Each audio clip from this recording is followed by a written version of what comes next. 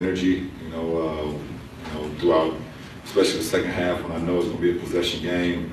Both teams are playing equal basketball. Both teams are playing very well defensively. So I'm just trying to save pockets of energy when I know, I'm going to be needed offensively, to kind of make a play not only for myself but for my teammates.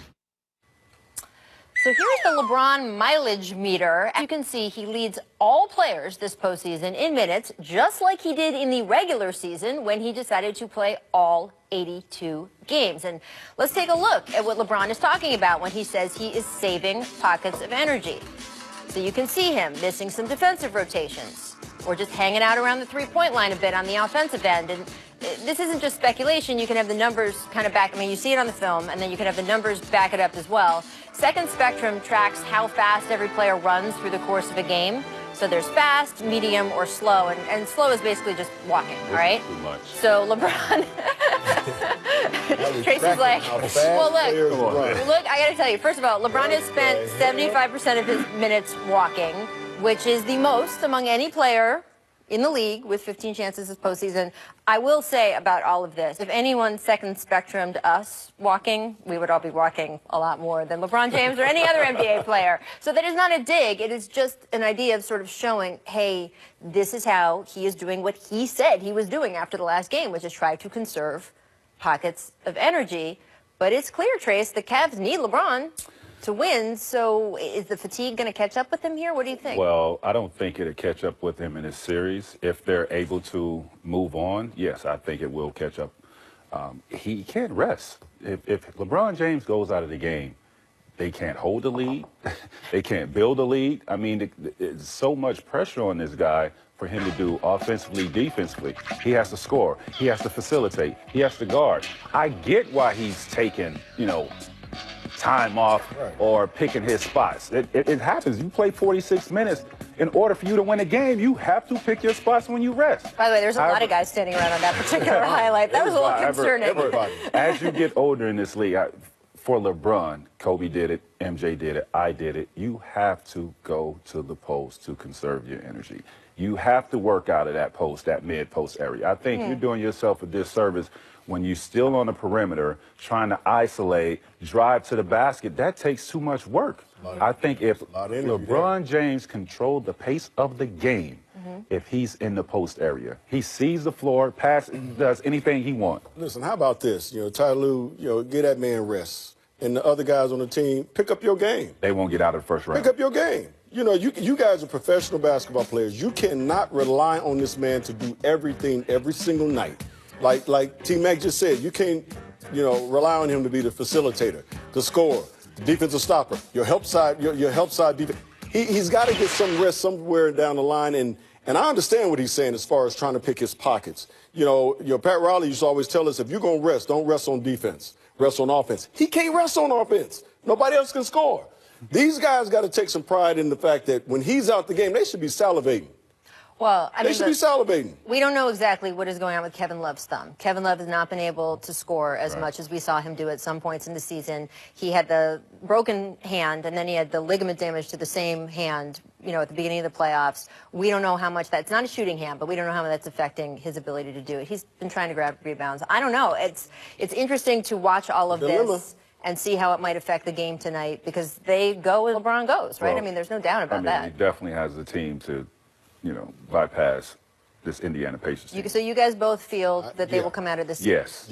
But they might need to watch that Golden State, pass. When he's out the game, pass, move, set, screens, cut.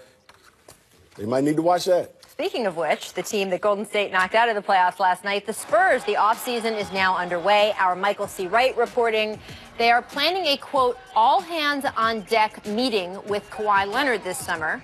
Also, according to the report, the decision to offer Kawhi, whether they really want to give him that $219 million Supermax extension he is eligible for, might not be as much of a no-brainer as has previously been thought, due to the fact that Spurs owners Peter and Juliana Holt are in the midst of a divorce, and that may affect the decision-making and what resources are put where.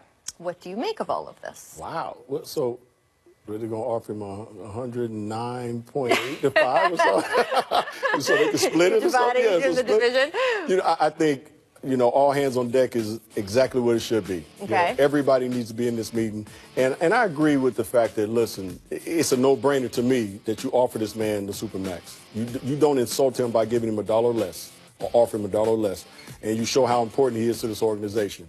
I think him and Pop sitting down in a room together is probably even more important because they have some issues to solve that was said in that locker room amongst themselves that need to be ironed out as well. So I think this is one of those things that it's going to take a little time, you know, because Kawhi doesn't talk a whole lot anyway. I mean, we find out later on down the line. He doesn't talk to us a lot. I think he does talk. He don't talk to us at all. You've been in the locker room with him crazy. But I'm sure in the locker room he says, you know, 2, 3, 4 words. You know, I mean, but him and Pop are going to have a sit-down, man-to-man talk and just kind of iron some things out. Hopefully they can rekindle this relationship. I felt like if Kawhi was healthy this year with this team, to where Aldridge, you know, emerged this year, that they possibly could have been in the NBA Finals. Would you offer him the $219? Absolutely. I mean, I know you have to for him to stay. If they offer him, as you say, even $1 less, say $218. he won't sign it, and then they will be in a position of having to trade. Easily top 5 in this league. Easily. And no concerns about the way the last year went. No.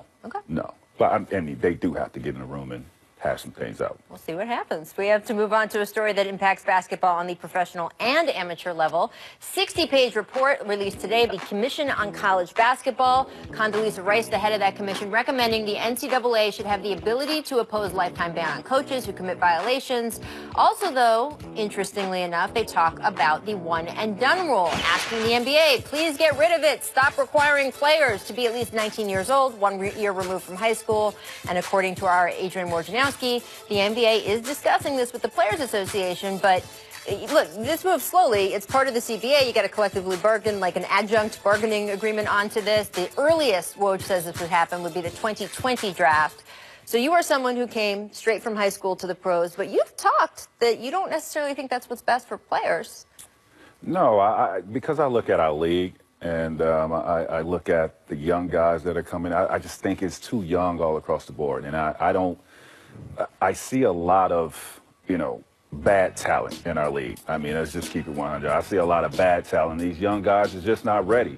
I think if they go to college for 2 years, develop a little bit more, not only physically, but on a higher maturity level, I think that right there help our league grow a little bit. But I have no problem with guys trying to come out of high school. I just had problems with, you know, one and done. No, allow these guys to come out of high school, but also if they don't get drafted, allow them to go back to college. Well, that is one of the recommendations they made, too, is that you get to keep your eligibility if you don't get drafted, which is important because the G League, as Woj pointed out in his article, could not absorb everyone.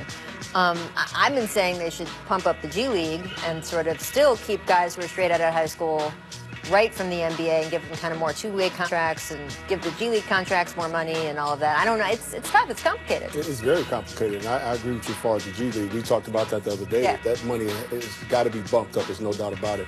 But T-Mac, I agree with you. I've always felt when we talked about this in the NBA when I was coaching about, you know, the one and done or two and done, what we felt. I felt the same way as you as far as I thought guys need to go to college for at least 2 years from a physical and a mental standpoint. So, and I still feel that way, you know, but I'm not knocking anybody that has an opportunity to come to the pros because, you know, there's a lot of these guys that do one and done because they have families to feed, and I understand that. Well, that's what I was going to say. I think we need to give players an avenue to be able to earn a living, Absolutely. or maybe even more than a living because, Absolutely. hey, you're elite basketball players, but you can earn more than a living that's, say, $250,000 if that's what you make the G League salary without necessarily putting them into the main draft where the rookie minimum and you're making millions and millions of dollars. Right. So I think there's a medium there. I don't know exactly what it is. Yeah. I think it Hopefully is they can find complicated to work out, Yeah. and of course, both the College Commission and the NCAA and the NBA and the Players Association, those are three groups with very different interests. Right. They all need to sit in the room together as well.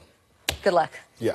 May the force be with you. Here's what the Jump recommends today. Our NBA insiders offering their 4 best Kawhi Leonard deals that work, either heading into the draft or free agency. So trades, that is the opposite of what a Spurs fan would want to see. Avert your eyes. All right, first, though, here's LaMarcus Aldridge's rather brief post-game press conference last night. This was amazing. Questions for LaMarcus?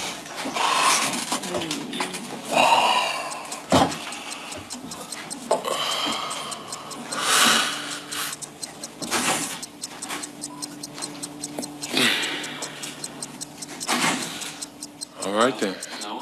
Cool. Questions for LaMarcus? No, I ain't got it. Perfect. Thank you. Nice.